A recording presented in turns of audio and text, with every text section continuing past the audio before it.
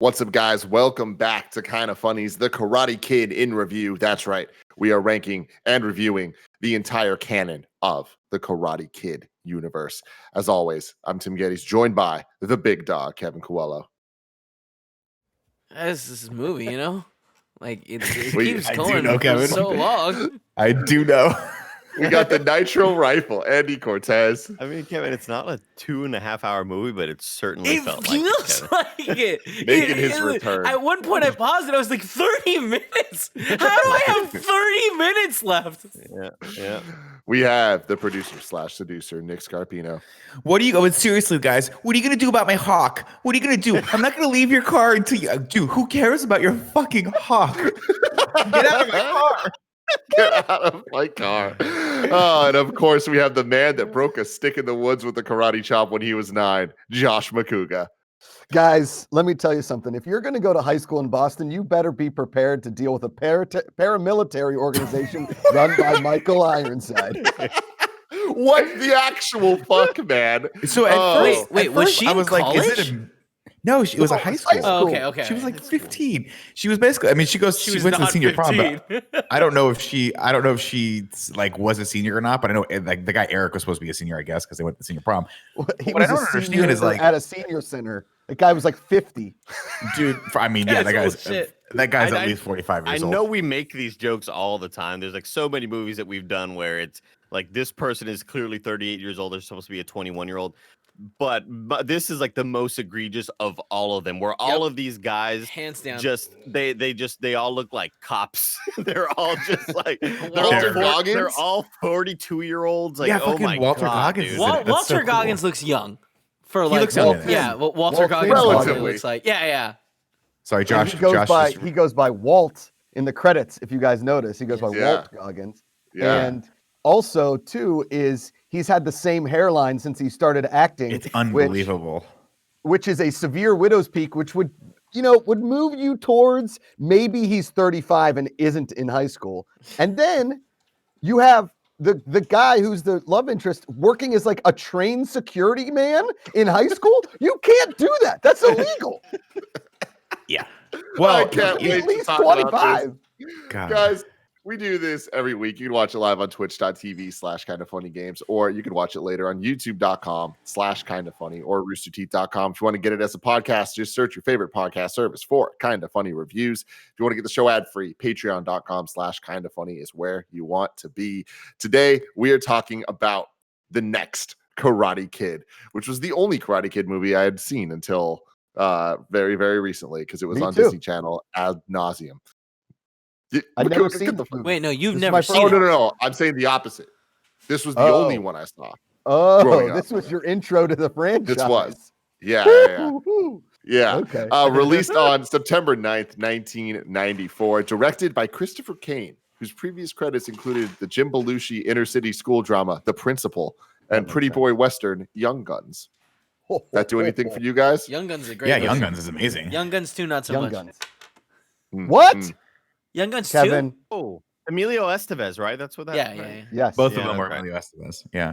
I mean, Young Guns and Yeah. Young Guns 2 they're legendary here with amongst like Mark Ellis, Ken Knapsack. I mean, it's like our favorite one of, and it's not Bad Boys. I understand it, but it's basically Bad Boys in Western. Yeah. film. Yeah, So, pretty much. That's pretty fucking cool. A budget of $12 million. And it shows. Andy, a box office of $8.9 million. Oh my God, it's so bad. Man, it's so hard to operate at a loss when your budget's 12 million. That's just crazy. Because usually we hear man. about these movies and it's like, yeah, this only cost $2 million to make and it made $498 million or whatever. Like it's always like the horror movies that we talk about, but Yeah, 12 million to make 8, that is really bad, dude. Yep. And a runtime of way too long. way too long. An So hour long. and 47 minutes. No Woo. way. God, it felt so much longer. So let's get right into it. Andy, you weren't here last week. You weren't I able missed to you, talk buddy. about the masterpiece that is Karate Kid 3. So So good. now you're ready. You're back. It's good to have you back too, Makuga. I know last week we had some version of Terry Silver here, but Yeah. But Andy, Yeah. Got into what my are your apartment. thoughts? My wife's now pregnant. It's a whole scene. It's crazy. What are your this thoughts, week. Andy Cortez? I missed you all. I loved last week's movie. This movie was just extremely boring. It was hard to care about any second of this movie. And we get to the very, very end, and I somehow care even less than I already had. And it becomes entertaining because of how dumb it is. When I think of Eric McGowan, and you know how Henry Cavill had a contract where he couldn't shave his mustache in Justice League when he did reshoots, so they had to CGI out the mustache for Mission Impossible. Yeah. I got to assume that the guy who played Eric McGowan was also filming a movie shot that was set in 1972, and he couldn't change his hairstyle. Yeah. Because everything else about this movie, very 90s, right? We're talking about the bad guy's hairstyle, very Sean Hunter, parted down the middle type hairstyles. But why is this guy rocking the Marky Mark Boogie Nights hairstyle? I don't get it. It's like what I fixated on the most. he looks like a male Farrah Fawcett in that famous poster. It's like a Very feathered. Very feathered, Makuga. Yeah, I thought this movie was pretty bad top to bottom. And when we're getting towards the conclusion, before the paramilitary group comes down from the ceiling in the high school gym. What was the fucking point of that? I don't know, but I love when the guy breaks his arm and they're like, "Hey, your friend broke your arm," and he's like, "Hey, man, at least he was brave to do it, brave enough to do it." Why did you do it in the first place? Anyway, before we get to that part, they have to figure out we got to have some sort of B plot here, and it's the monks bowling. Yep. I just don't understand what the hell the point was of any of this movie. I thought it was pretty terrible, man. Awful movie. But Andy, all things being equal, if you took one section of this movie out and you could watch it again and again, it would be the monks bowling, right? Like that was the best part of the movie. I want to see that movie. That's the movie that I want to see. I do like the idea that they won over, obviously, this very intolerant man. When they walk up to his bowling ball, he's like, "Hey, this ball's real expensive. You better not be using it." And it's like everybody in this movie, if you're a stranger, you hate the other person. Like, it's clear. We see Miyagi walk up to the group after McGowan gets his ass beat, and immediately the fucking coach or whatever he is, this drill instructor, is like, "Who the hell are you?" It's like, maybe he's a parent. I don't know. Just chill out, bro. It's very bizarre. Everybody's so hostile towards everybody in this movie. It's terrible, dude. But it's one of those things where it's not. At first, I was like, does she go to a military academy? Right, Yes. because we start the movie off with Miyagi being honored, and you're like, oh, maybe Boston, this part of town is like, that's a military academy, and they've sent her to that school because she has a bad attitude and she has some issues, so they're trying to whip her into shape, quote unquote. But then you don't get any other indication that school is not a normal run-of-the-mill high school, except for out on the lawn in front of where all the parents can see, Michael Ironside is just murking all of his students one by one. Like, if there's anything that's consistent with all four of these movies, it's that the parents of kids that take karate are awful people. They're care. like, yeah, go ahead, hang out with an old Vietnam military guy that's going to punch you in the throat. Oh, don't worry. You guys want to go to a cool school? You're going to hang out with Michael Ironside, who is also a cop, but at the school too? Yeah. Like, there's no consistency. All of a sudden, he just appears out of nowhere as a cop. I don't think he was a cop though. I think he was just friends with the cop and would hang out. Like I think he did one of those the Cop neighborhood watch things. Cop training. Neighborhood watch things, and would go with his friends, which is weird. Okay. I have a question. Oh, go ahead, Kev. Real quick, just something I don't understand. Did Miyagi move into their house and the mom leave, or did they move to the grandma left? Yeah, Yes. she's gone. She's not coming back either, by the way. Wait, so She's in California. No, Nick's lying. No. I just was really confused about that because she didn't seem to know the neighbors. I thought she moved to California with him, which all of that is weird. Why would some woman be like, "Yeah, I mean, all right, have my granddaughter and maybe teach her some stuff. Tell her to, teach her to calm down." That's weird. So It what is I got weird. from it was that they were like they were having trouble communicating because obviously her Sure. parents had So she died just and she had to left. raise this kid, and so they were not communicating. So Miyagi was like, "Hey, I'll stay here with her. You take off, take a little vacation, get like just reset, go all the way across the country, stay at my house, and I will just randomly take care of your daughter, who really doesn't know me at all, granddaughter at all, and I will teach her karate and make her a better person." And And then she has a grandmother- hawk friend. Why was Because the of hawk a part of this movie just the at hawk. all? Well, it's the point They in just- backstory where the hawk gets shot, but like doesn't snitch on anyone, you know? I want to really go Yeah. back the to. I hawk want gets to go shot. back. Yeah, Did someone from the Alpha hawk League? got shot, Yeah, right? But they don't Yeah. tell us how or why. Yeah, it's Just and gotta neither will blow the the mind. hawk. somehow it's got to pass. And I want the movie sequel of the hawk getting shot and the monks bowling. I want to get And- really quick. I want to get back to Michael Ironside because him being sort of the instructor of this place. Did any of y'all did you grow up in a small town sort of thing? Because where I grew up, there are a lot of teachers that knew my parents back when they were in school, right? Yes. That was like a common thing. Oh, I knew your dad, I knew your mom, Sure, blah, blah, blah. sure. You got to assume there's a lot of parents like, wait, he got hired to be the what? No, he cannot be coaching. Like, I went to high school with this man, and he's psycho. This man is a psycho. He's clearly mentally like a very unstable as a human, Very unhinged, yes. right? And On multiple occasions, he tells people finish him in like a Yeah, kill kill this him. person. Yeah, And and it's they're like, like, what do you think I'm training you for?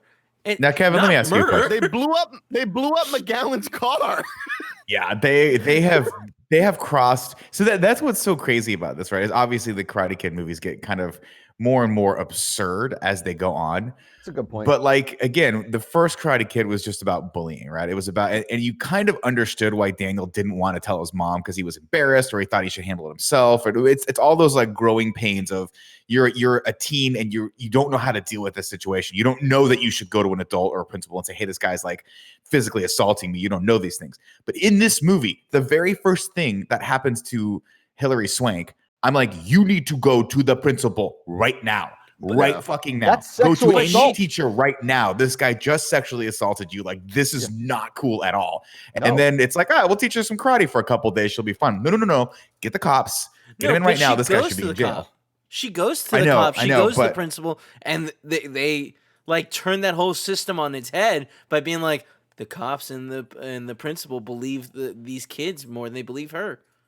It's fucked true. up. And It's that's fucked up. and that's you horrible. think about But it. it's just one of those situations where it's so hard to watch and try to have and have this be a fun movie when that kind of shit, that serious shit is like happening to your main character. Where like at no point did you think that they were gonna fucking kill Daniel LaRusso in the first movie. But in this one, you're like, this might end with a murder, like a multiple murders and multiple people going to jail. So that when she's like trying to practice her high kick on the rock garden, I'm like, get the fucking authorities and like somebody call the federal government or something. Get someone else involved in this. Legitimately, this guy is running an illegal, like, okay, first of all, they're dressed like SS agents. He has Yeah, them like in they're- all black with a red patch on their shoulder. Who approved that one? Okay. Then Michael basically- Ironside. yeah, Ironside's like, yeah, make them Nazis. I'm into the SS. And as somebody, okay, this is good, like one of those, name dropper situations. He came into a Collider Live like a few years ago. Hell yeah. The guy is very serious in person, and I did not like him much at all. He was, Damn. he was like kind of mean. Like he was definitely a surly old man. So the fact that he is Michael Ironside in real life as he is on the movie, like every Michael Ironside character is Michael Ironside, right? Like he's not going to come out and be like, hey, Kevin, I bought you a brand new toy for Christmas. It's a big pudgy little porg. I'm so excited to give it to you. Michael Ironside would literally rip the porg in front of your face and punch you in the neck. Like that is what this is. And so he's now training men like high school. These kids are clearly men. They're in their early 30s, but they're in high school. Yeah. Okay. And he's training them to literally be killers. And the principal's like, welcome to high school. We have killers on the We loose. approve of this. Instead of a crossing guard or like a hall monitor, it's literally SS agents in a high school. At one point, he says, if you see a kid drop a candy wrapper, make him eat the candy wrapper. And the other guys are like, yeah, okay, that seems like a Yeah, thing to do in totally. 1994. This movie is very bad, and awesome. it bummed me out because I've been having such a good time with this franchise, as you all know. But this is truly, truly everything wrong with these movies, and it does none of the things right, and that really sucks because there's a couple things about this that could have been cool. I like the idea that for the first time we're getting a relationship with Miyagi that isn't immediately accepted. Like that she doesn't want to work with him necessarily. We haven't seen that before, but they don't really do it that well. Then we get the whole her having to learn her specific move to be able to take things down with the rock kick. I'm just a huge fan of that. Learning the thing, overcome, have the moment at the end. But it is so lame. And it's so not practical at all for karate that it's like the crane kick was like, I love it. We're getting this. This is gonna be the little like the drum, the spin drum thing. Cool. I love it. This is like, all right, go dance with the monks some more. What the fuck is this goddamn movie? And it was it's weird. insane in all the wrong ways of like, I love when things just get like, and now Terry Silver's here and he's the best friend or whatever. And like, all that storyline's insane. But what we've all talked about for the last 20 minutes I missed of last episode. yeah, you did it. But the paramilitary stuff, like the fact that we're using the words paramilitary, like it's just from the get-go of this movie, truly bizarre, and it never is bizarre in a fun way. It's always bizarre in a way that takes you out of it where you're like, but why is this happening? Why? Like, okay, you know what it reminds me of? It just reminds me of a really bad 90s like an episode of Buffy the Vampire Slayer. This doesn't read to me as a movie. It doesn't seem like this came out in theaters. This is a straight up Disney Channel, straight to TV. Like someone got the rights to the Karate Kid, but they can't call it Karate Kid Part 4. So like the lawyers are like, what about the next Karate Kid? And the producer's like, fine, just fucking make it, whatever. And the sad part about it is Hilary Swank is an amazing actor. Like if you've ever seen Boys Don't Cry or Nick. Yeah, I know. She's fucking great. And so the fact that whoever directed this movie was like, no. I want you to just run around like a fucking deranged 12-year-old the entire time and just slide it in about your hawk. Every single situation you have, just wait a second. And when someone asks you if you want coffee, be like, my hawk. Nick, they got rid of Freddy Fernandez so quick in the first one, and they kept this hawk around until the last scene. It's the last shot. It's the hawk. Well, actually, technically speaking, the last shot is a sailboat, which I have noted here because the hawk leaves the frame right as it freeze frames. So we're just looking at a sailboat and a small schooner. But that's pretty much it. I really thought Freddie Fernandez was going to be the pizza delivery driver that almost killed her. I really thought that was going to be him. When she does the tiger crouch onto the hood of the car. Yeah. It is time. Let's get to the plot. For the plot. Tell us all about Miyagi and Julie-san. Ladies and gentlemen, welcome to the next Karate Kid, or Karate Kid Part 4, as I kept typing it over and over again and wondered why it didn't come up in IMDb. This starts in the most unlikely of places at the United States military. They are honoring Miyagi and his old squad mates with the 442nd, and Daniel-san is dead. Miyagi and Louisa Pierce, Miyagi's buddy's wife, accept the special accommodation. This is back in Boston, of course. Miyagi heads back to Luisa's house for a home-cooked meal where he meets Julie, who is an asshole to him. She is just the an worst. asshole. And this is why, Kevin, we don't have teenagers. They do drugs and they're all rude and they're all kind of stinky. Julie and her mom don't get along. Grandma don't get along. Then Louisa calls her Susan for some reason, which I guess was her daughter's name, which is Julia's mother's name, which I guess happens because my mom still calls me Matt because I think she still wants me to be my brother. Yeah. Anyway, Luisa asks for help. And Miyagi tells her, listen, sometimes you got to water the flowers. And she's like, what the fuck are you talking about? He goes, water the flowers in California. That doesn't make any more sense to me. You just added a state's name on top of that weird, vague statement. And then he goes, why don't you go out to my house in California, chill out there, water the flowers there. We'll water the flowers here. Congratulations. You just started learning karate. And Luis is like, I am a 74-year-old grandmother. I don't want to learn karate. I don't want to learn karate. I'm good. Pretty. Not sure if you can tell. My bones are brittle, and I'm under AARP. I can't do karate. Yeah, they won't insure me if I go into a fucking blood sport at 73. Julie, I will say that Julie, obviously, we already talked about Hilary Swank and her accolades and how she's won an Oscar and stuff, but I think she was like 19 or 20 when she was filming this movie, and this must have been right before she became a good actor. Because It like had to have been. she Was is this before or not- after Boys Don't Cry? Let's she look. is not good in this movie. It is.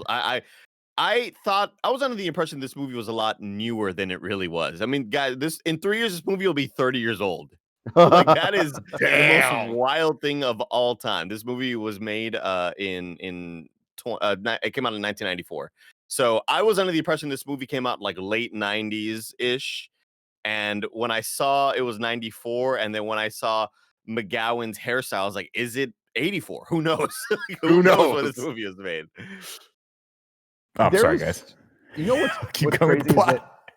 like, Andy, you're so right. It's not even. I don't even think it's shot on a normal camera. It's like a okay video camera.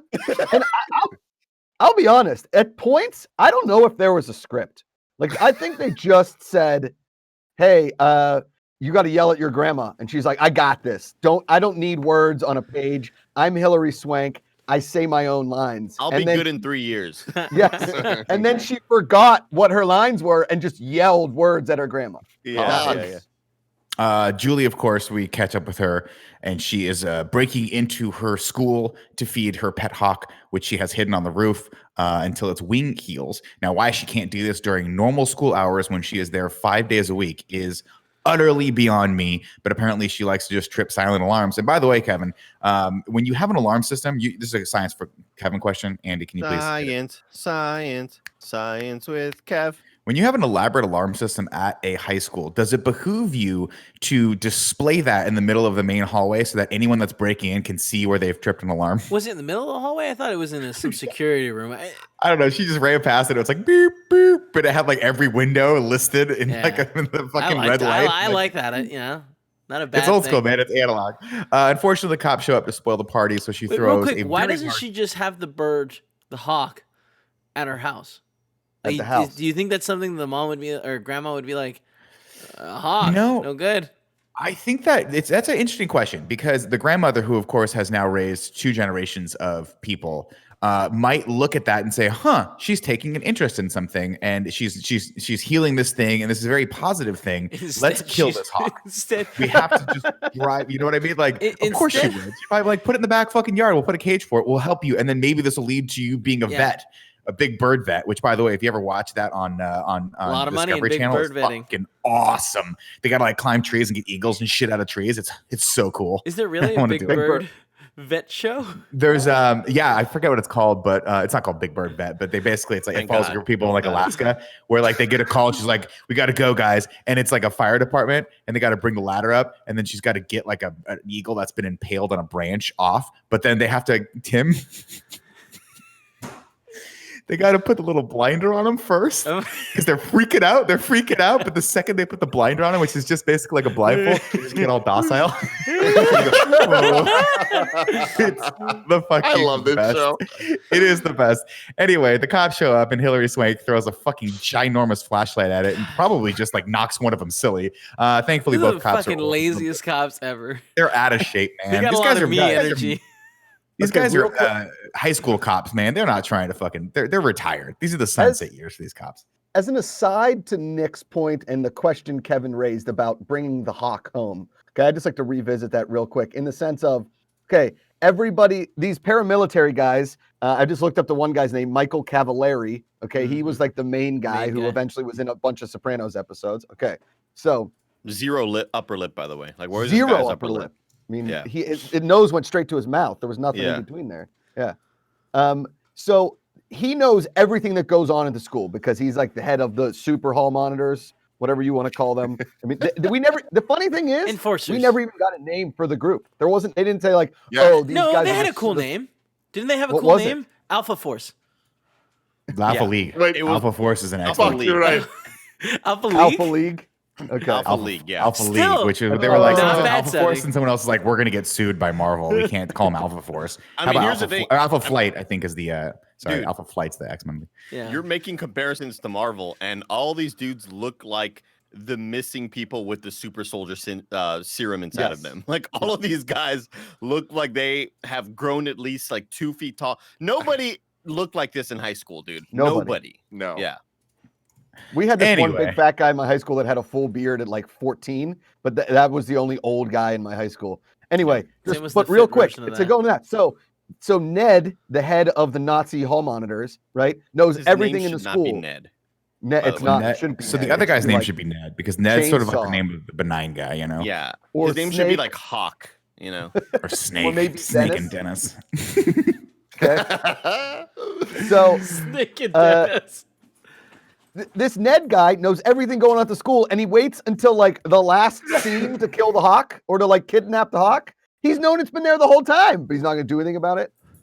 Again, script. Well, Yeah. I think they figured it out later when she breaks in again and they catch her because apparently Michael Ironside's like, hey, you don't need sleep. You don't need to eat. I need you to go monitor and protect the school at night until whoever broke in shows back up. So these poor guys are pulling double shifts doing the SS training in the morning and then they have to fucking protect the military school at night. And they're probably just like, man, I'm just tired.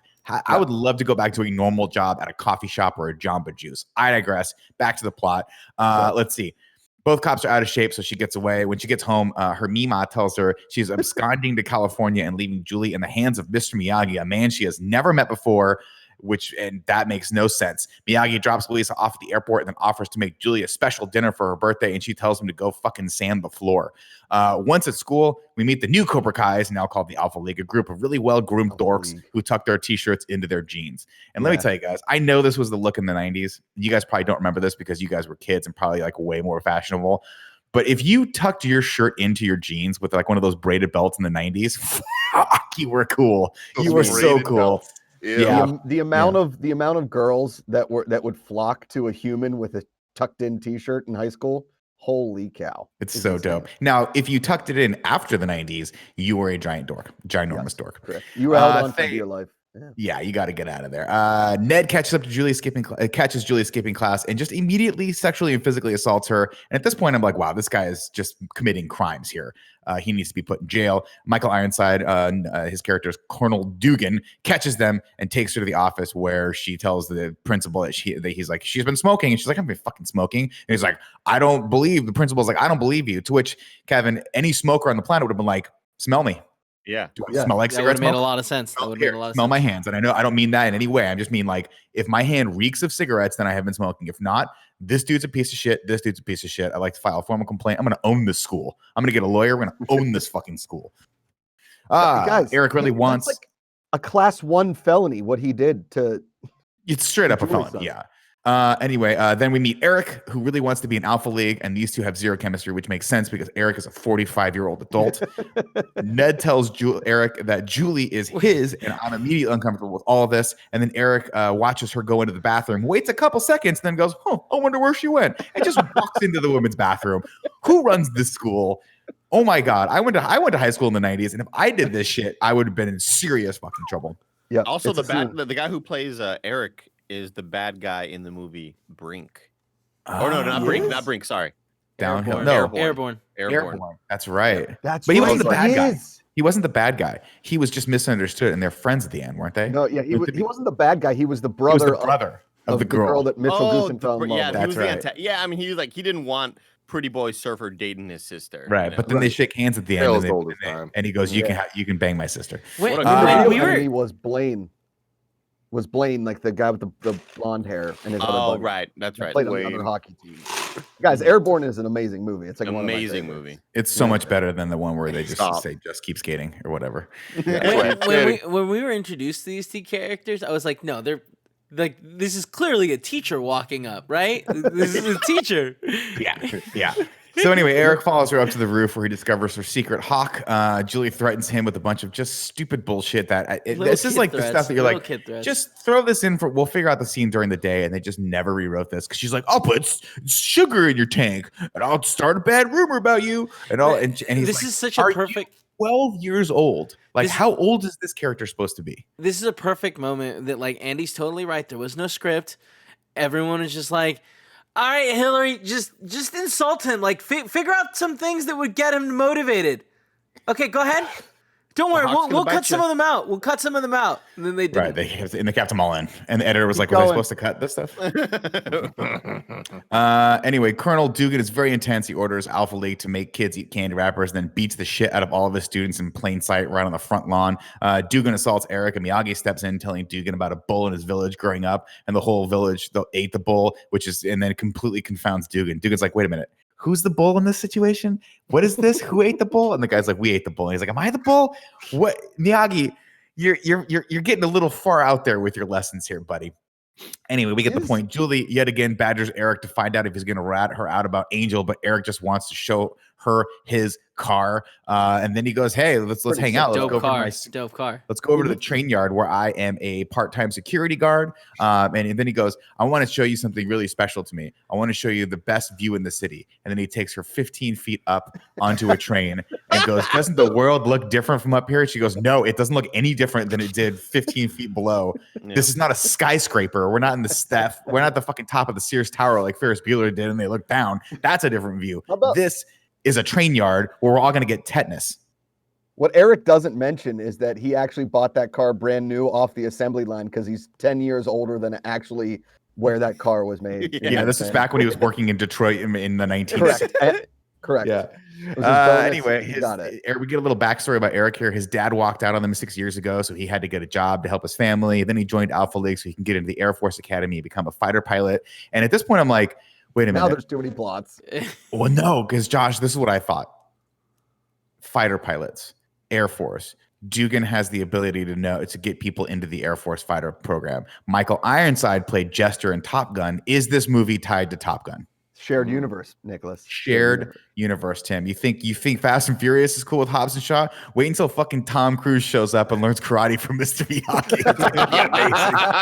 I would pay to see that. Oh god, I would too, man. I think it is a shared universe because in Top Gun, Michael Ironside is also destroying fucking 16-year-olds. Like, oh my god. Yeah, but that kind of makes more sense because he's training people to actually go to war. In this one, it makes no sense. Anyway, Julie never thinks about the future. All she cares about is Angel and being super mad all the time. And again, I had a note here that's like Hilary Swank is just playing this character so young. It's just weird. That was another moment of like terrible, terrible writing. What do you mean you never think of the future? Go ahead and ask me what I'm planning to do tomorrow. I don't know. The day after that? I don't know.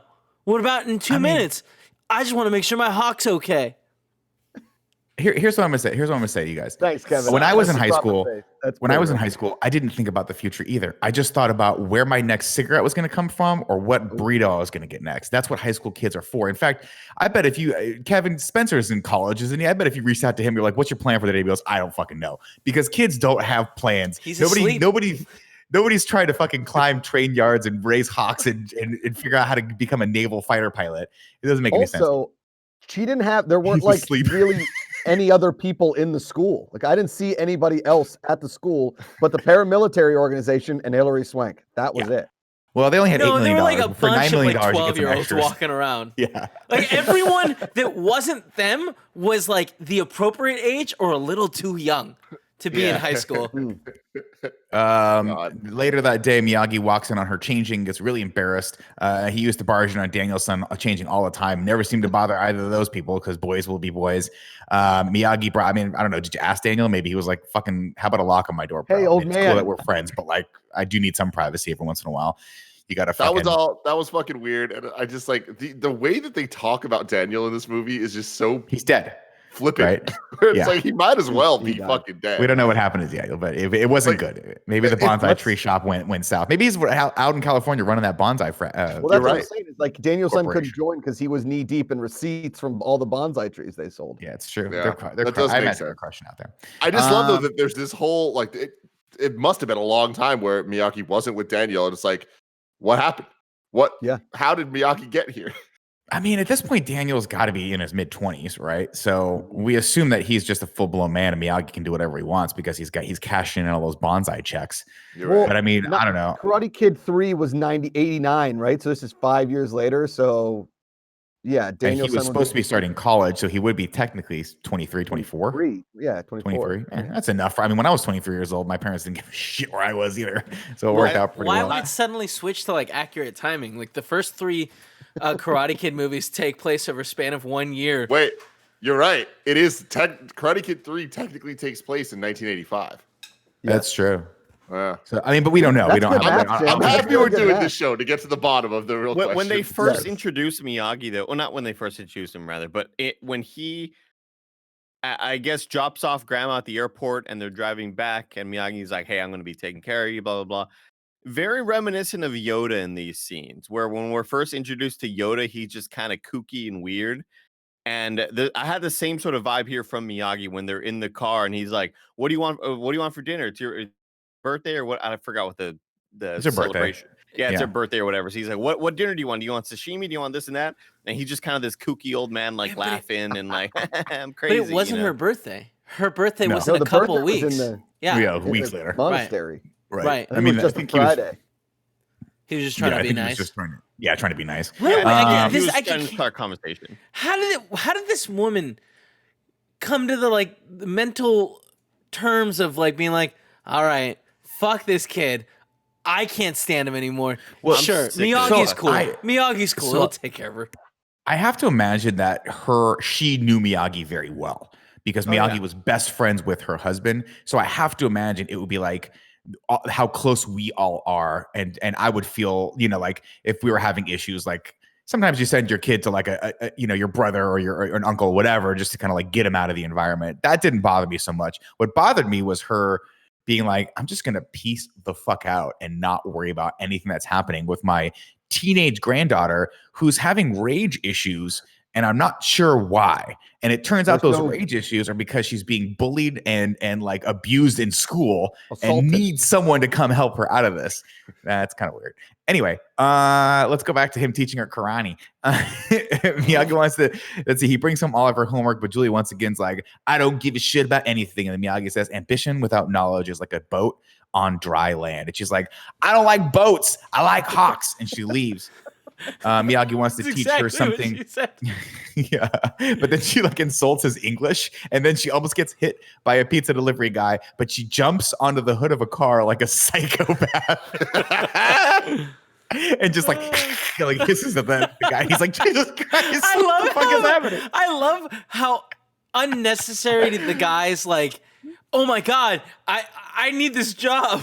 I gotta go deliver this pizza. Please don't make a big deal Oh, about man. me almost then, like- killing you.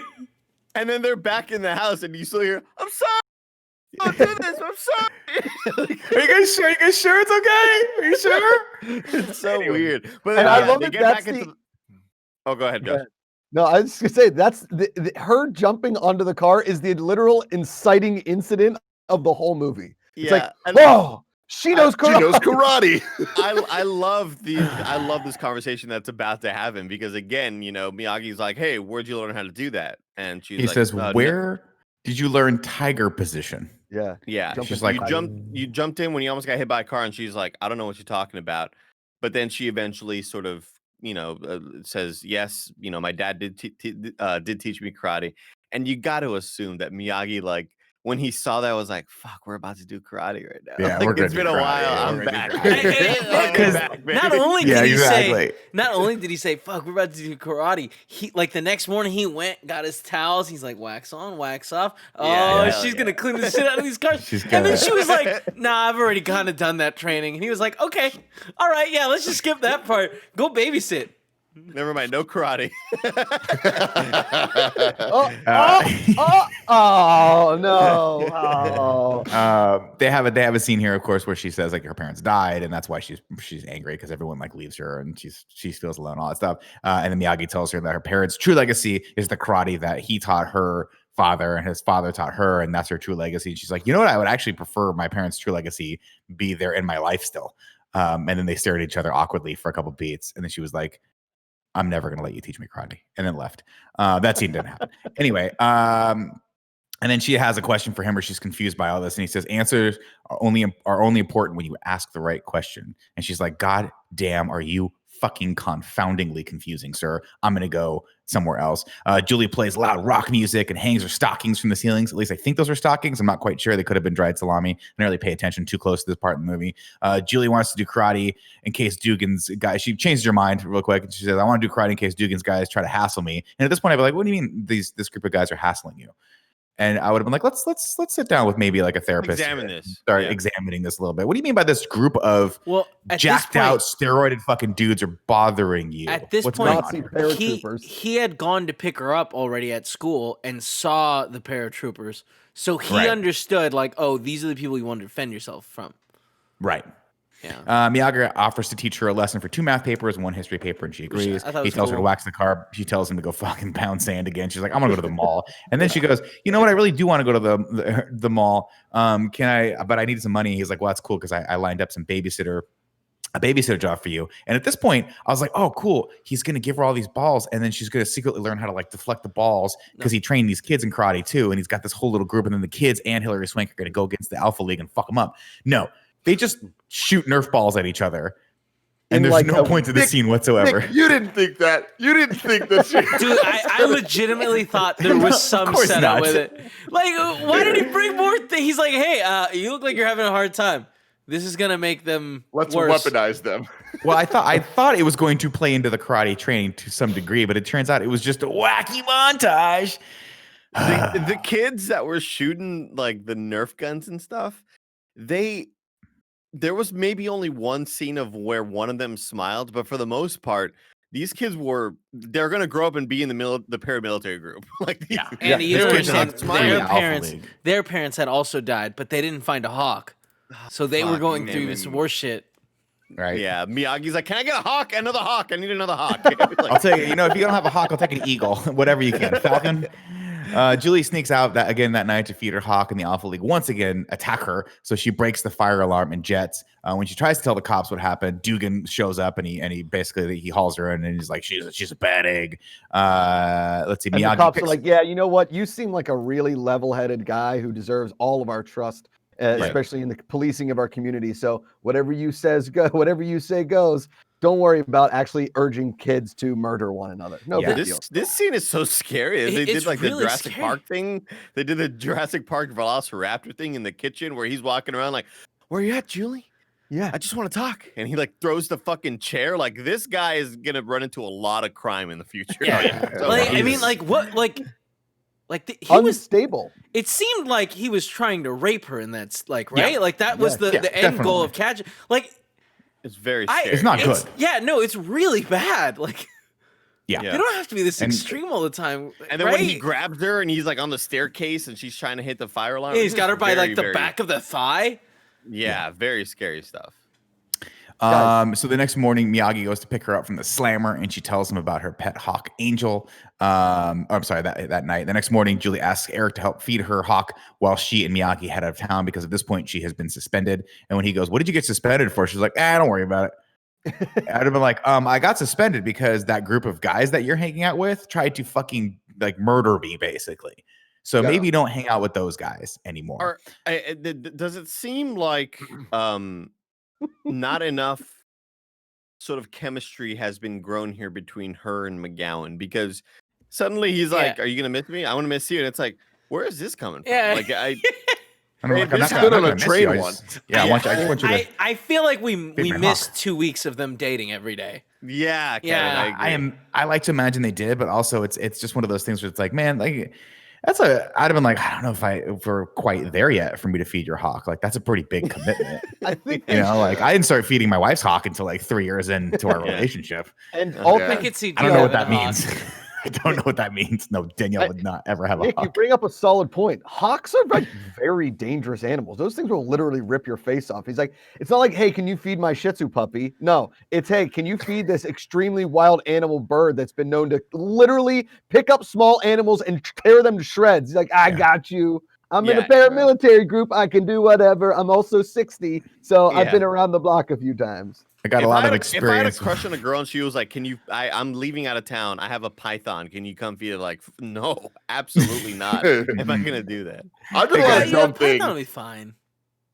I've done a lot of dumb things for girls, though. So it's like, I can see if someone asked me to feed a hawk, I'd consider it. But you know what I Like, is that definitely an would do? innuendo? Oh, wait. What? Tim? Manscaped, baby. Oh, I would Manscaped. Look it up, fellas. good. 2020 sucked. It's new year, new balls with our sponsor, Manscaped.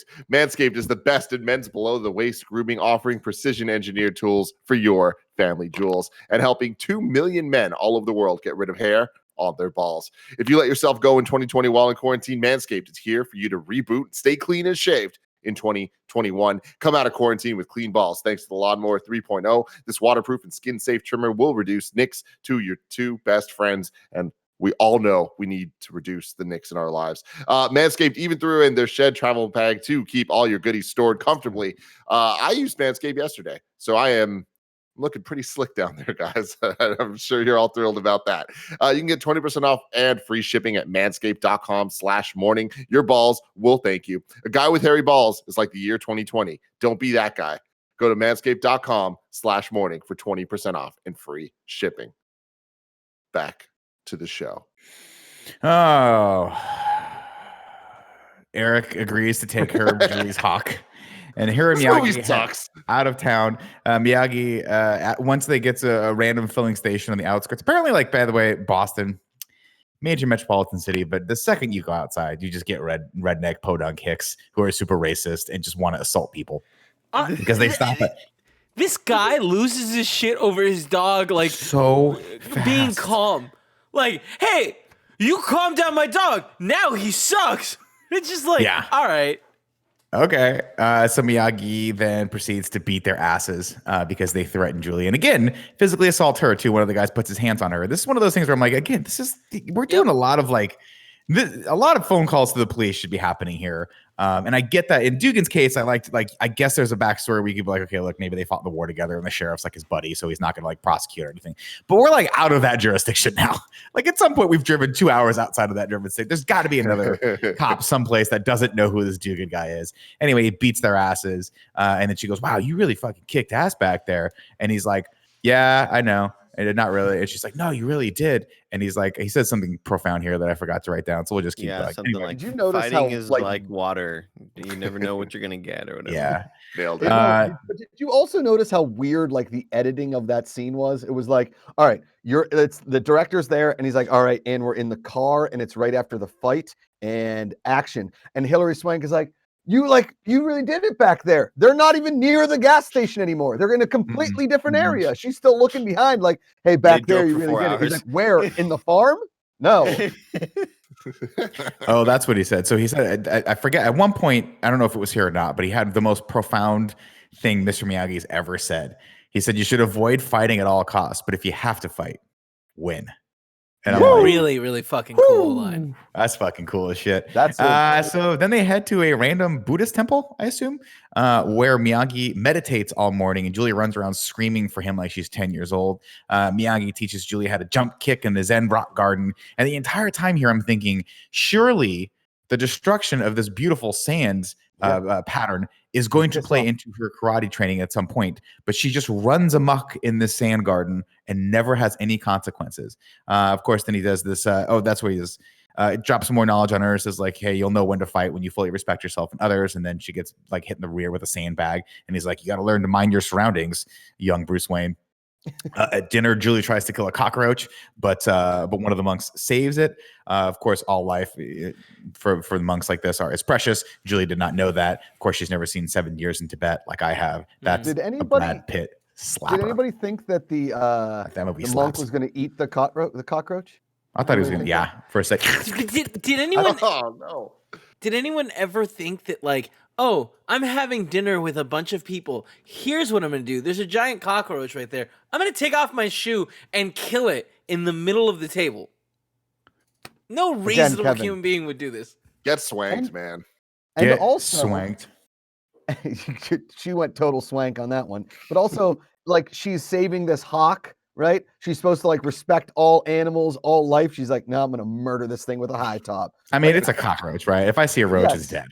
Yes. Although technically speaking, you're not supposed to. I heard maybe it's a wives' tale, and Kevin can tell me, but you're not supposed to smash them because they carry egg sacs, and the egg sacs will get in your feet, and then you'll carry them all over your house, and the eggs will just hatch, and then you'll just have nothing but cockroaches around you. But I you never can heard teach that. them stuff, and they can become a circus. That sounds like a wives' tale. It might be. It might be. Anyway, the monks all ignore her because she tried to kill this thing. And then one day she's running around in the park and she finds or in the wilderness and finds a praying mantis, which she completely displaces from its natural habitat and brings it to one of the monks. And he's like, now you're starting to get it, Julie-san.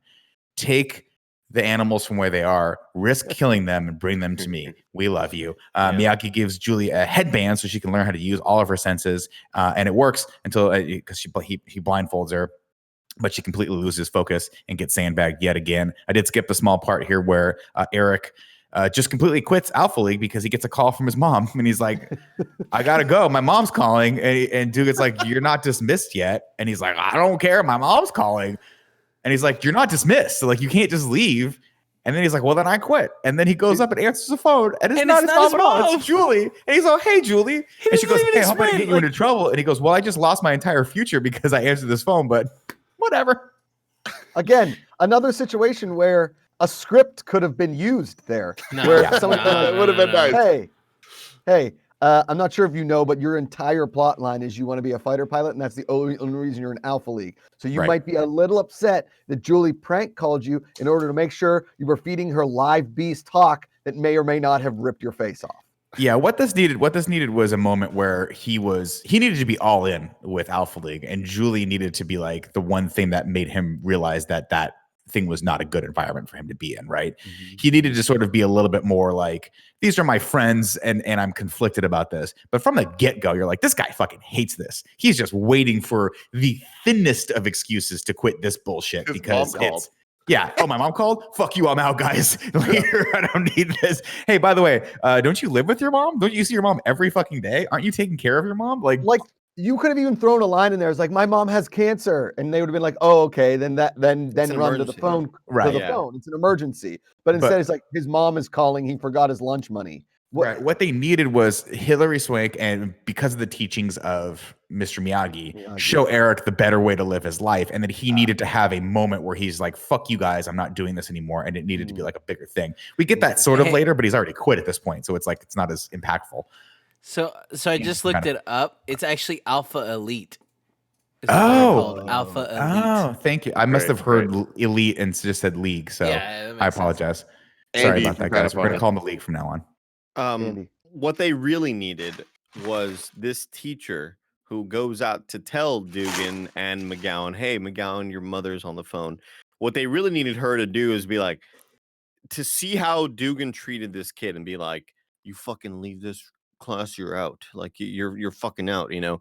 She sees this awful behavior from the teacher because they show her reaction to like, wait, what the fuck? Like, whoa. And they also needed her to be like, okay, I need to talk to the officials at this school because he was really rude right there. And also, I saw him destroy 16-year-olds out on the lawn the other day. Yeah, he broke a dude's kidney. He was punching these kids in public. Not just like what happens in private. It's not in a dojo. Yeah. Like, this is at a school. Yeah. And it's not like a wrestling instructor showing you a move and then goes, hey guys, we're going to drill this live and it's going to get a little intense because we're actually going like full speed, but I have your best intentions. He just punches Eric in the face. Yeah. just for spite, just because Eric got a good piece of it, but he's like, I'm gonna fuck this kid up. I've been waiting for this shit. I mean, there's only two ways that could have gone, right? Is they cut to a scene of the principal like in his office with a window looking down on the courtyard being like, that Dugan really running the all elite.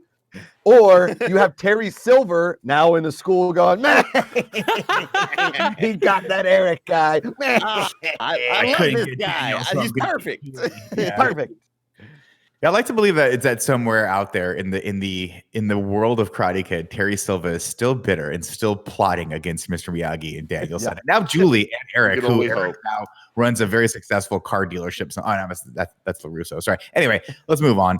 Julie finally masters the high kick and then completely ruins the rock garden.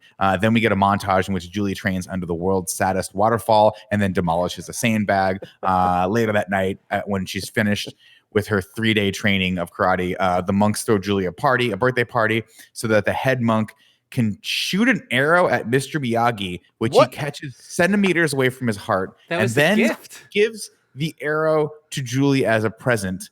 Thanks for the arrow. And I feel like I don't want that, and please never do that again. That's really dangerous. And Miyagi's like, well, I'll show you that if you can just focus, you can master one thing. And she's like, I got the high kick. You don't need to risk death. Yeah. But Honestly, I was so disappointed with this whole scene because it's like this is why this movie sucks. It just feels like, what should a Karate Kid movie be? This is the laziest answer. And we're going to train her in 3 days. How are we going to show her? Let's have like some Yoda-esque scenes. Let's have some Obi-Wan-esque scenes, but take any heart out of it and make it so lame and the least hype thing imaginable. And it's like her with the sandbag was never fun to watch. And I never felt like, oh, she's overcoming this. It was kind of just like paint by numbers. This whole movie's paint by numbers in the worst way. Paint by numbers. What, Tim? There was no numbers. It's literally just a guy spitting green paint against the wall. There's no numbers. But like pattern, yeah. The thing that she learns, like, is basically the thing from the last movie with the ropes, or the second movie with the ropes with like giant knives on them. That was more dangerous. Yeah. This is less dangerous. They're just sacks that seem to be like engineered to not hurt that much. Yeah, they're not really trying. Like, they tried to set up in the first Karate Kid that Daniel had taken karate to a degree, so he had some basis in it, and I guess they try to do that in this as well. But the books. But the idea that you could teach her how to beat 5 dudes who are literally training on the lawn every day with a fucking military instructor, and you can do that in like 3 days, it seems very, very thin. Sets like, a I don't precedent. Like it was 2 weeks though. Was it 2 weeks? I guess that. Yeah, because she got suspended for 2 weeks, and they went there. It's just weird. But I guess the whole point of this was not necessarily to teach her how to fight for a tournament. It was to give her confidence in herself, and it works because the next day she arrives back at school a brand new person. Kevin, what were you gonna say? Happy. I was just gonna say, like, it's also super weird that they grant her a wish, and that her wish is, I hope you guys come and hang out with me. Not that her military group stopped harassing so me. weird. A wish and the gift. The gift is this weird demonstration, which is terrifying. But they dance to the music, Kevin. They dance. Oh, I forgot that scene. They became friends. They all became friends. Yeah. I'm gonna point something out here, just real quick, Nick. I'm sorry, and Kevin brings up a really solid point. Is that Julie is now like best friends with these monks who have never left the monastery. But now they have a reason to leave the monastery, which is Julie. Bowling. Oh, Julie. Yeah. Oh, bowling. Yeah, you're right. Julie and bowling. Okay. See, I have a theory. Okay. On this, that the monks aren't real monks. They're just con artists who spend their weekends going out and fleecing local bowlers for all of their money. Sure. Because I'm gonna say it. I honestly like all the movies have moments that are kind of like a little bit like, okay, if you push this just that much further, it'd be culturally insensitive. This is the movie that feels the most racist of all of them. And I don't think it necessarily crosses the line like too much, but it's just the whole thing. It's like, why do we need to go hang out with monks? Like, that just feels like if you ask someone that didn't understand like anything about karate or anything about that, it's like, okay, where's Mr. Miyagi going to take her? To the monks. And it's like, I don't know. Yeah. And then what's going to happen? The monks are going to go hang out with her. What the fuck? And I don't. And Tim, but you also make another point there is like, if I know anything about the world, it's that the best monks live in enclaves outside of Boston. Definitely. Yeah, definitely. That's where most of them actually. None of them. That's where all the good monasteries are. None of those monks were fighting. They were just monks that like it seemed like they were just meditating. Monks. Yeah. Julie arrives back at school the next day, brand new person. Her principal, who is just daft as shit, it's like, oh, Julie's really got her shit together. I guess she's cool. I'm gonna keep going on my fucking, I have to imagine, drug-induced fucking day because I'm out there just not giving a shit about what's happening to my students. She and Eric head up to the roof to discover that Ned. Did you happen to catch when she comes into school and she's like all bubbly and it's like, hey, Julie, she didn't have any friends before this. No, nobody knew who she was. They all hated her. Jules! Hey, Jules is back! When she and Eric get to the roof, they discover that Angel has been taken by Ned. There's a little tussle there, and he's like, oh no. And he's like, what did you do with my hawk? And Ned, the big tough guy who is not afraid to assault anyone in any second, is like, I called animal control. And Julia's like, oh. Okay, we'll go get it at animal control then. Not, I fucking ripped its head off and now I'm wearing it around my neck to piss you off. Oh, no, I called animal control. They're taking care of him right now. And actually, it turns out that you mended the wing totally improperly. So they have to actually take some x-rays and stuff like that. Guys, they're going to take care of it. Don't worry about it. You're not a vet. You just had duct tape around its wing for 2 weeks. Like, It wasn't even duct tape. It was like a piece of gauze that the thing could have easily ripped off. They head to the animal shelter, and Miyagi uses his magic hands to fix Angel's wing so they can set it free. And he goes, "If you believe, Angel will believe too." And then Julie goes, "He's a bird. She is a bird. She cannot believe in any of this stuff. And I am basically keeping her captive because she's my only friend." And Miyagi's like, "It's time to let that go. I'm your only friend now, Julie-san." And she's like, "You're an 80-year-old man. You cannot be my friend. You don't know anything about prom dresses, as we'll figure out in the imminent future." What a weird they finally let him go. Well, I think this was supposed to be indicative of sorry. the loss of the parents and all that stuff. I'm sorry. It was supposed to be pretty. I was talking about the scene that's coming in like 5 minutes where he the goes prom dress scene. shopping for no reason Very without awkward. her. Very awkward. And then does a have terrible been a job great- explaining nothing to this poor woman. It really just seems like what it reminds me of is how in the 90s, a lot of actors were cast to play roles that were pretty much the same role that they already played. Mhm. And it just seems like this isn't even Miyagi. Like this Yeah. is Pat He's a Morita character for playing that, then. another Yeah. character that's pretty much Miyagi, but in another movie, in another franchise that has nothing to do with Karate Kid. And so to see this sort of like fish out of water be in this situation where he's shopping for a young lady, like his granddaughter sort of figure, it just feels off. Like none of this feels real. It just feels like oh yeah, Pat, we loved you in that Karate Kid movie. Do similar stuff like that, but now you're shopping for a dress. It's stupid. Now, what I want to do, I do want to point out is that the actress acting opposite Pat Morita in this scene is crushing it because she was like, "I don't know what the fuck this guy is talking about, and I am very scared now," because he's like, "Oh no, the dress is not for me. It's for a young girl." And she's like, "Okay." And he goes, "Oh, she's got a good spinning back kick, and she's not, Then he starts describing her body. I'd be like this. Hold on a sec, Jeanette. Can we get the police on the phone, please? Thank you. Go on. Anyway. He buys her a dress, and this is more uncomfortable than the shopping scene in Pretty Woman, for crying out loud. I mean, this is brutal. But see that, I mean, this could have been a really fun scene where he takes her shopping and then surprises her with the dress, and that could have been a fun moment where they learn some stuff together. But instead, he just decides to buy her a dress. Now, and then here's the thing. I guess this is significant other dependent, what they like, what they don't like. The idea of buying my wife an expensive dress that may or may not fit her gives me so much anxiety. I've never bought my wife clothes in our entire and I never will. I have purchased clothing items for my wife before, but she has been either standing there or she has told me the exact garment to buy. And even then I'm like, "Are you sure this is the one my wife set aside? Are you sure about this?" Yep. And then she's like, my wife's very big on surprise me with a thing that I absolutely know that I want that I already set aside. That's the key to a healthy relationship. Anyway, Angel flies away. It's all good, whatever. She gets a prom dress, and then Miyagi teaches her how to dance. And then he surprises her with a prom dress. She's like, "Hey, Mr. Miyagi, you're really good at this. You should have a kid of your own." And he goes, "Oh."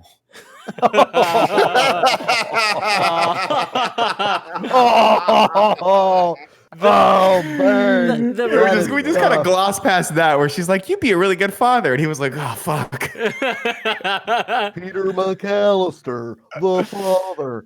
Yeah. Anyway. Yeah. The reversal of I'm going to teach you a kata. Trick, I'm teaching you to dance was so poorly executed and also such a stupid idea. I also think, why is that, Kevin? Is it because the dance moves that he teaches her haven't been used at a senior prom in fucking 80 years? Nobody does. Here's how you slow kids. If you're going to your senior prom next week and you're like, "I'm so worried about slow dancing," then here's what you do. You put your hands delicately around that person's shoulders and or waist, depending on where you feel comfortable with it. And you just move from one side to the other. That's not what I had a problem with. What I had a problem with was it looks like I'm having a fucking a moment to myself when I'm trying to fast dance. People are like, "What's happening with Nick? Does he have ants in his pants? What's going on? What is he doing over there?" Fast dancing is the opposite of slow dancing. It looks like I'm on fucking drugs out there. I'm like, "I think this is the Carlton. I'm just gonna do the Carlton." Everyone let's just default to this. My two dance moves, Kevin. Just a ton of snaps. Just all snaps. My two dance moves, Andy, were always the Carlton, right? And then what I learned from Will Smith from Hitch, 10 and 2.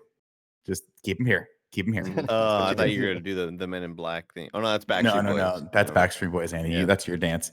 Mhm. Anyway. But Nick, you glazed over her maybe one of her better lines in the movie, which makes me cringe just thinking about it when her going, what if there's a waltz? I don't know how to waltz. You're like, okay, first of all, do you think this is a scene in the Marie Antoinette movie? We haven't done the waltz since 18th century Germany. Okay. This is not a cotillion or a debutante ball. This is a senior prom in 1994. Here's what you're going to dance to, Tim. You know what songs were hot in 1994? We're talking probably like TLC. We're talking like R. Kelly, Boys to Men. You better figure out how to dance to fucking hip hop.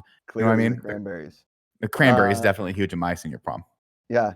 And also at my senior prom, the most important thing wasn't learning how to dance. It was how to sneak booze into the venue. Like who cares about dancing? All right. So then, Eric, the next day, the monks come to visit. And can you imagine the grandmother coming home at this point? She's like, what the fuck are you doing in my house? Who are all these old people? Eric shows up the next later to pick up Julie for the prom, and Miyagi threatens him with a knife. And he's like, you better bring her home by 10. And then Eric, in a masterful negotiation, goes, how about 1 a.m.? And Miyagi's like, all right. Be careful. That's it. The threatening was like the weirdest Miyagi moment we've had. I feel like in this whole series, where he's just sitting there chopping it, and it just like keeps showing him the knife, and it's like I get it, but this is so unlike Miyagi. He's so like good about communicating with people. Yeah, he's just like pretty passive, not usually threatening. What's also worth noting is that he threatens to basically cut the guy's dick off if he mistreats Julie. And Eric is the one male in her life, other than Miss Miyagi, who's not mistreating her. And the other guys that are mistreating her, he just talks very philosophically to and kind of gives them a pass. I was like, why don't you take your monks over and beat the shit out of Dugan's kids and just let them fucking know before they decide to bungee from the ceiling of the gym. Anyway, we gotta set these kids straight before they bungee from the roof of the gym. Good let's see. Eric almost kills both of them on a one-way street as they go to the prom, and then Miyagi takes them on bowling so they can swindle some local idiots out of their gas money.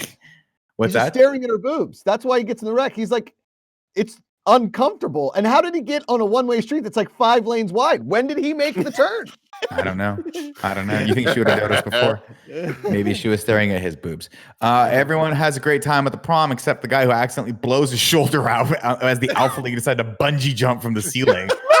Now, here's what I'm going to tell you, Tim. Remember when you came in at Kind of Funny Live 3 and you came in from the ceiling? Mm-hmm. Do you remember how much prep that took? Remember how we had to rehearse that, and then you had to wait up in the rafters for like 45 minutes, and you lost feeling in your feet? Mm-hmm. Yeah. How did those guys get? How did this? I love it. Like, but also, I feel like this entire movie happened because some of those actors pulled some strings and knew some people. They're like, make a movie that somehow gets me bungee going from the ceiling of this gym, and they're like, all right, fine. I guess we can get Mr. Miyagi. Tim, it's just great that nobody noticed until after the slow dance ended, and they were presumably going to go back into fast dancing. Yeah. When the slow dance ends, and the lady goes, on the horizon. Oh my God, look! And then these 3 guys jump down. Again, the really, really bad slow-mo. We talk about all the time how we hate slow-mo, that it's shot in high frame rate. It's just like, it's just 29 frames a second, 24 frames a second, slowed down even more. Right. So the guy breaks his arm, and then again, I already said the line, but I'm going to say it again. I'm like, he broke his arm. Like, what the hell's wrong with you? And oh yeah, well, at least he was brave to try it. It's like, why is he trying it? Why are you all doing this? I'd have been like this. First off, that's a good question. Why are you doing this? Second off, you didn't invite me to try it. It's not like you gave me Eric. They didn't call Eric and say, hey, we're bungeeing tonight. And he's like, nah, guys, that seems too dangerous. They never even told him they were doing this. I'm like, your argument is completely null and void. And then thirdly, this is just a safety tip for anyone bungee jumping. If you're about to bungee jump off of something, A, make sure your rope is the proper length. And B, look down below you to make sure there's not a fucking gazebo down there that you're going to smash through.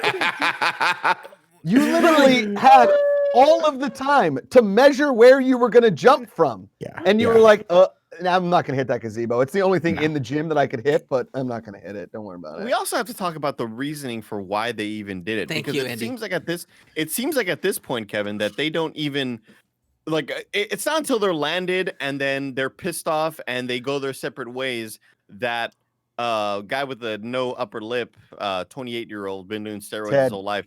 Ned sees McGowan with Hillary Swank and goes, "Oh fuck, they're together right now." So like, I don't know what the initial jump down was. No, he's known for a while, right? I mean, he's known that like, I don't know. It feels like that was the moment where he's like, "Oh shit, I gotta go confront this," because there was no need to confront it beforehand, but they still bungee down, and I don't know what the point is. There's a conversation that they should have filmed where it was Ned sitting there talking to the leader of the Alpha Elite, being like, and then get this, we bungee cord down, and the Alpha Elite guy was like, that's gonna be really fucking cool. That's gonna be cool. Do you think we should? You know what it is? Let's fucking do it, dude. Ned, but why? You know what it reminds me of? Like, did you guys ever have a group of friends that like just you were like, you guys were not cool, but they were the friends that thought they were cool, and you're like, I know I'm not cool. You guys aren't cool either, and they would always do things. And you're like, guys, people are gonna fucking love this. And you're like, no, they're gonna think you're nerds and dorks. Don't do that thing. And they're like, no, we're gonna tuck our t-shirts real hard into our fucking jeans and get our braided belts. And then and this is finally what people are gonna think we're cool. It's like in this high school, the Alpha Elite are just a joke. They're like way too extra, and everyone's like, "Oh God, those guys are fucking bad." Like, why are they always wearing just the same like uniform? It's so stupid. Okay. Also, though, and I feel like nobody has even mentioned this before, and this was my immediate thought. Yes, there was no impetus. Yes, there was no discussion. Yes, they came out of nowhere. But also, why bungee and why not rappel? Because when you bungee down, you then have to like climb back up, unhook your feet. You're dangling upside down. There's no like, you couldn't, like if they rappelled down and like landed and unhooked and they were like, time to start the prom, fast dance, right? Like that would have been cool. But instead, they bungee, they bounce, a guy breaks his arm, and then they're out of the bungee cord, and Ned's gone. Like, you motherfuckers, you bunch of pussies. We're like, had to whoa, hold Ned. On. Wait, hey, Jack, can you check this? Yeah, it's kind of tight. Isn't there's a shot where their friend like comes over and unhooks one of them, right? I think so, but they needed a shot of everyone in high school being like, "Whoa, that was so cool!" But instead, they just get reaction shots of kids being like, "What the fuck what's happening? You guys are lame." Well, because the girl points them out as if they're being raided by like the cops because they know that they're doing illegal stuff there. But Kevin, I would have hated to be the friend that had to unhook them because he was like kind of sitting by the bleachers and like kind of looking up like, God, like I wish I could be the one. Green light for the bungee. And, so ridiculous. Anyway, this scene is obscene. But guess what, guys? Let's just say you're on set that day. You're a PA. You're like the assistant director. You're on set of the prom. Tim comes walking in and he's like, guys, listen, I know it's not in the script, but I was thinking about this last night. What if the guys bungee jump from the ceiling? And you're like, I don't know if that really fits in the plot at all. And he's like, yeah, but we got these bungee cords from a Sharper Image last night. And I think we could use them. Yeah. He's like, well, shit, you're right. Might as well. We got it. You know what they say, Josh? This is what they always thought. It adds production value. Guys, the bungee scene is going to make this look like a $40 million movie. This movie was $12 million, but we can make it look 13. We can make it look 12.5 with this bungee scene. Anyway, so Ned and Eric get into it, and then Julie's like, "It's not worth it. Let's just go home. We've had a great time so far, and we got to see one of them hurt himself, so that was kind of a icing on the cake. Let's just go home." Eric heads. Of course, when they get home, Ned has followed them, and he proceeds to smash all of Eric's windows and challenge him to a fight at the docks. And then Julie rightfully goes, "Don't go there. That's, he's going to just take you you're going to get ambushed. Why don't we just call the cops?" And Eric says, "Well, they won't. Ned'll just lie." And then Julie says, "I've witnessed this. You've witnessed this. And not only the two of us, but a house full of monks witnessed this. Who do you think? Do you think the cops aren't going to believe Buddhist monks versus a guy that is in the Alpha Elite? Yeah, it's like there's some problems happening here, man. Yeah, I got to assume this isn't his only time that he's ever done anything shady or wrong. He has a record. Like clearly, this guy's been tearing around town. This guy has like a chemical imbalance. I mean, Anyway, Eric stupidly heads to the dock where Dugan and the Alpha team do in fact ambush him, and they torch his car and they beat his ass. And then with Eric beaten, Dugan orders, I think Walton, how do you say his name? Walton? Walton Goggins. Walton Goggins to execute him. And then he's like, No. I think that's a lot. Like, I don't think I'm gonna do that. And then Michael Ironside's like, what do you think I've been training you guys for? To kill people? And he goes, yes, in war, where you can maybe justify that with the fact that we're defending our country, but we're on the docks of Boston. Like, this is not war, bro. And also, my hairline's receding. Should I take Propecia now or later? And he's like, well, I'll start taking now because I'm, it's probably you're supposed to start young. How old are you? I'm 27. Like, well, okay. Oh, it's too late. Wait, why are you in high school still? Also, I really like Alpha Elite. Don't you think that Eric should have pointed out the fact that they had set up like a Mortal Kombat fight scene from the movie? Like, the trash cans are on fire, everything's on fire, it's all set up perfectly, and I'm gonna be the only one fighting Ned. Meanwhile, Ned has never been alone anytime this whole movie. He's always followed by like 7 cronies. Yeah. But I do want to add, like, for Walton Goggins' character, you just blew up a car. Like, there's literally the shell of a car on fire. Yeah, kill this guy. That's what's expected of you. How do you not fucking know that? You know what I mean? If you all incremental, like it's like it's grooming, right? It's all incremental. Like, you start them off by just wrestling a little bit, and then you elevate it to one of them just breaks the other person's nose. Then you elevate it to torching each other's cars, and then you try to overthrow the American government. You just try to do. That's where we're going with this. But it's not like hey guys, first day Alpha Elite. Thanks for coming. Really glad to see some new faces, everyone. Let's welcome Tim. Today, we're going to be studying how to murder a human being. And we're going to need Kevin to step into the center, and we're all going to fight to the death. I don't know. It's weird. Anyway, Walter's like, no, I don't want to do that. And then, of course, Julie and Miyagi show up to take Eric away. And then Julie is like, they're like, you guys suck. And Julie's like, I challenge Ned to a fight. And Ned's like, okay.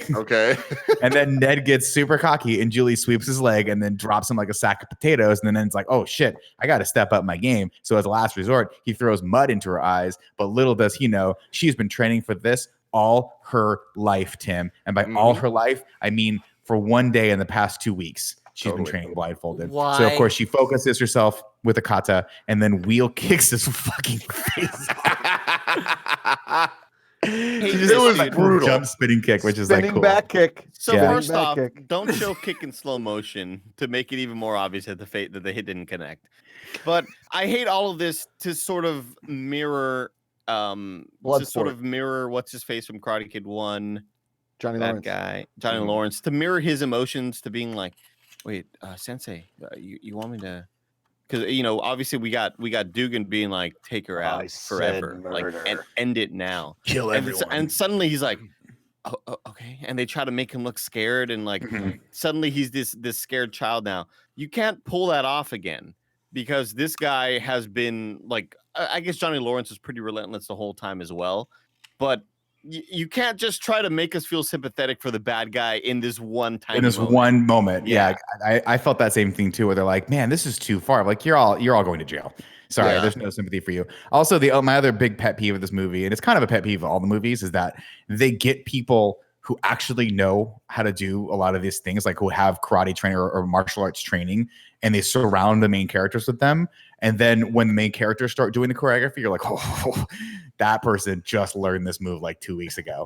And that was the issues I had. It kind of worked with Daniel LaRusso, because you're like, okay, he's supposed to kind of feel frail and not really know what he's doing. And especially in Karate Kid 3, like he wins by like 1 point. That's the only point he scores the entire time. But dude, like, when she throws these kicks, you're like, Hilary Swank just has zero fucking interest in martial arts. She's not trying to do any of it. Just give me the movie so I can do real material, for Christ's sake. I don't even think when she was doing her like karate like training underneath that waterfall that was basically just like a Moen faucet that they turned on over top of a rock. Okay. And she's basically just going like, ha, ha. Yeah. And they're like, Josh, you know what it reminds me of? Doing things that look like karate. Well, I'm sure they taught her katas, and there was a fight choreographer on this, but the choreography in this movie specifically, And the way the fighting unfolds reminds me a lot of when they fight in Footloose and Kevin Bacon kind of fight dances people where he like, instead of It's all kicking, with he like hand twirls, does like a little pas de jour or whatever the hell they call it. Like kicks like Pot de beret. Yeah, You just there call it it is. a pot de jour. I was going to call it a pot de creme, but that's a thing you eat. Sorry. All right, let's move on with this. Wait, Anyway, one more thing. The mud blinds her for like a solid 45 seconds where she could just go and then be done with it. Like as soon as it happens. It's not even that much mud. Kevin, sand not. gets everywhere. It's coarse. I hate it. Anyway, she beats him up, and then he realizes, oh my God, I've been terrible this whole time. And Dugan's like, I'll fucking fight her. And and the guys are like, no, dude, we need you to do that. And then Miyagi's like, you're 70. he's like, you're not going to fight her because then I'm going to fight you. And then Miyagi just handles him. And he says, oh no, that first we have a cool line. Sorry, I wrote him down here, guys. So we have to say it. So Dugan tries to get the rest of the guys to fight Julie, but they're all like, dude, you're fucking insane. I'm done. I'm done with this. And then Dugan says, it's not over. So Miyagi tells him, then we finish. And then fucking backhands him into the 21st century. The music here is, I shit you not, more epic than the end of Predator. It's insane. And then Miyagi is about to put Dugan's lights out. And you think, Tim, it's going to be the honk. You think it's going to be the honk, but it's not. He just blows on him real hard, and Dugan goes to the ground defeated. And all of his Alpha League, or Elite, are like, well, we're done with this. I guess we'll try marching band because that's what the cool kids do. And then Julie tells Miss Miyagi. Way to throw that one in there, Nick. Way to throw that one in there, buddy. Thanks, guys. Oh, this is where she tells Miss Miyagi, you really kicked butt back there. And Miyagi tells her the real truth about fighting. He says, fighting is not good, but if you must fight, win. And then we end on a freeze frame of a sailboat, which again, I assume was supposed to be the Hawk, but the Hawk left the frame right before a freeze frame. They were like, sailing. That's what this movie is really secretly about. Oh man, what a fucking movie. It's so weird because we've reviewed a lot of bad movies in review. I put this one in a different category where it's just like God. It is so boring and just so lame, but it ended up being a good in review. So maybe it's not all bad. I don't know. And he hit me with the haiku in review. Syllables in the middle.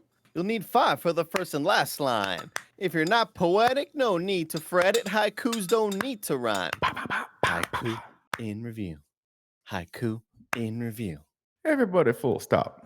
You can go to patreon.com/kindoffunny to write your review in haiku form like Liz Lawson did. Mr. Miyagi deserves a better ending. Why did they make this? Salty Bob says, dude works for the school and just assaults the kids. Like, in broad daylight. Yeah. In front of everybody. Like, this guy's a lawsuit like, there's not head. one parent that drove by was like, wait a minute, that's not cool. That is not cool. We need to elevate this to the superintendent immediately. Here's the thing. This isn't the first year this Alpha Elite has ever existed. This has been going on for at least 2 decades since this guy got to the school. He would have been fired a long ass time ago, dude. And he would, like, there's no way. Now, it never really went into his military history. So was he just a colonel of the All Elite? Did he like give himself that title? He's like, call me colonel. He had to have been like the leader of All Elite in a Street Fighter movie or something because he's right. Michael Ironstein, I would say, is like the king of straight to DVD, straight to VHS back in the day. Yeah, I'll give you that. Yeah. And then the last one comes from Blackjack. Sun is warm, green grass. Julie's not in Daniel's class. This one ranks dead last. Oh, this movie is complete ass. Ragu Bagu. Bagu. What's up, everybody? Welcome back to Rad Guys Talk Bad Guys. Here for the Karate Kid franchise. I'm your host, Nick Scarpino, alongside everyone you see before you. If you're listening to this, we've got Arnold Schwarzenegger on this podcast. He's just been silent the entire time. It's me.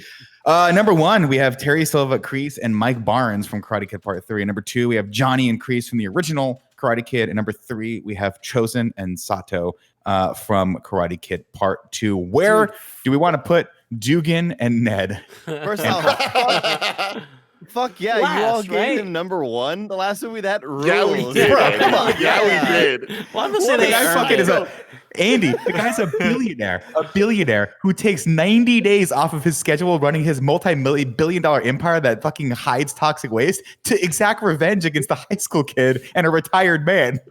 Of course he's gonna go number one. Hold on, obviously I missed the last episode and I wrote down some thoughts, but I forgot you loved my it, Andy. favorite moment of the movie to describe to you what kind of a bad guy is walking up to you, sir, the plutonium deal. Yeah. The plutonium deal. And again, there's a small portion of me that thinks plutonium, Back to the Future, is all of this tied together. We don't know. There you go. Yep. I'm so happy you appreciated it, Andy.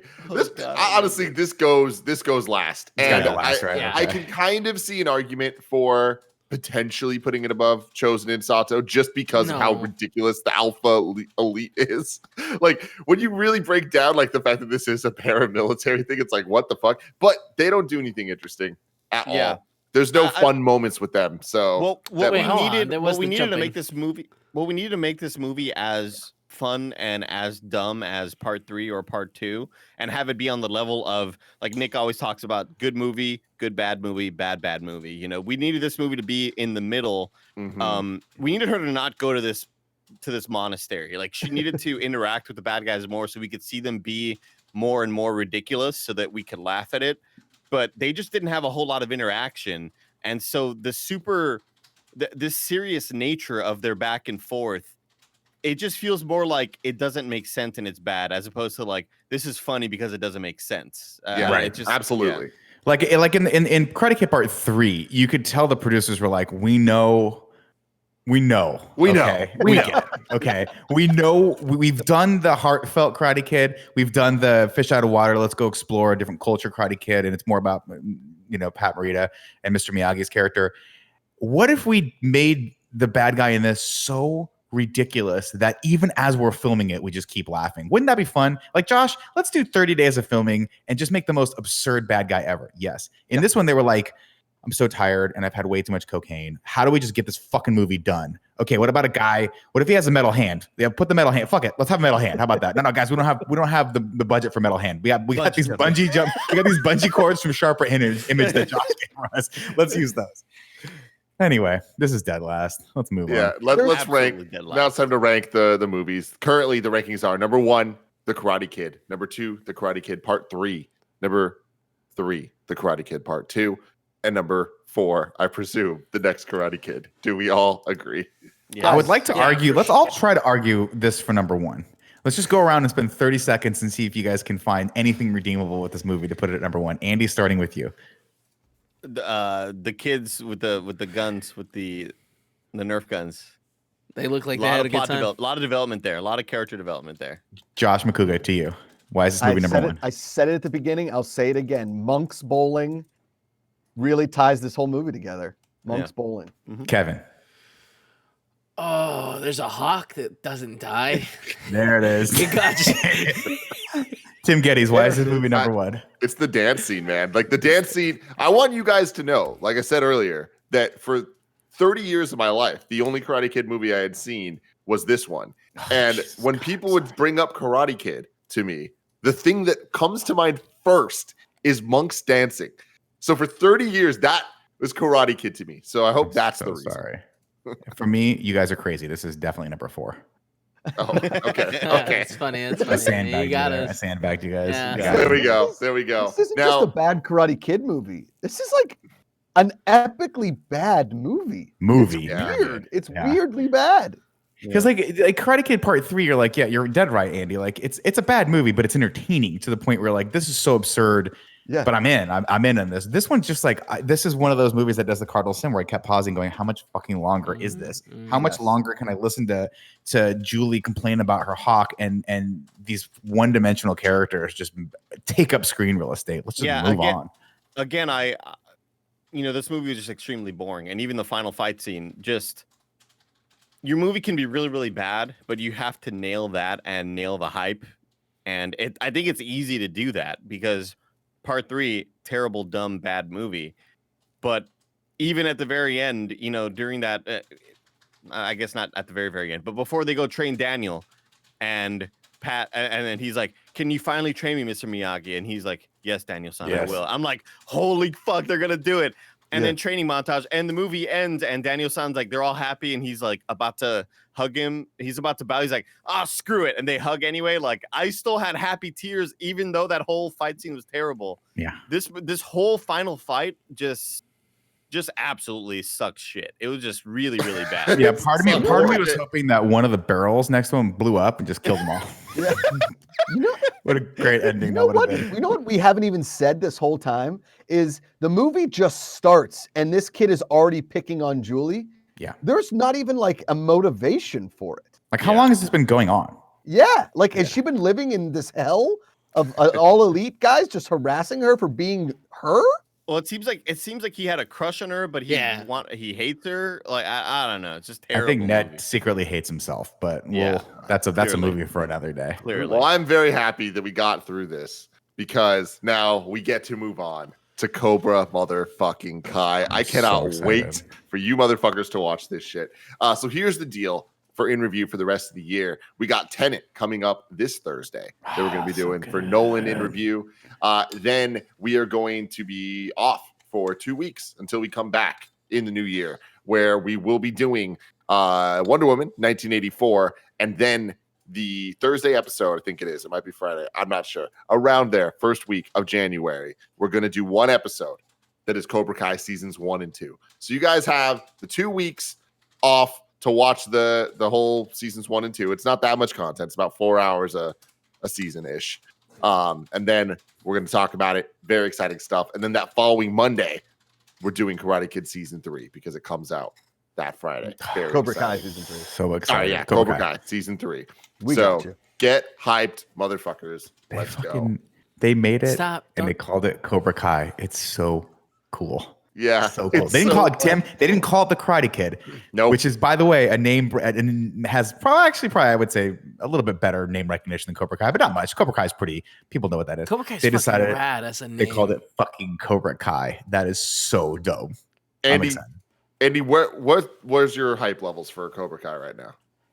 I mean, it's hard for it not to be overhyped because, like, when you and I had that back and forth on Twitter, so many people replied like, Andy, you haven't watched it yet? Yeah, get ready. This is going to be fucking awesome. So I'm trying to temper my expectations, but it's really difficult to because it just seems like everybody thinks this is like an incredible series. I mean, incredible is a word that. Yeah, to be clear, It's not incredible. everything you enjoyed about Karate Kid 3, they just deliver that. So Okay. With Yeah, some like- of the heart of Karate Kid 1 and 2. Yes, I mean, I'd say. look, I'm not expecting, Emmy award-winning writing or acting or anything like that, but I am expecting, again, Fast and Furious levels of hype. Oh, you're where there. just and cool you're shit gonna happens. fucking get You're it. gonna get Oh, it. I can't wait. All right. Anyways, love you guys. Makuga, thank you for joining us. We will see you again in 2021. Yeah, But buddies. until then, love you. Goodbye.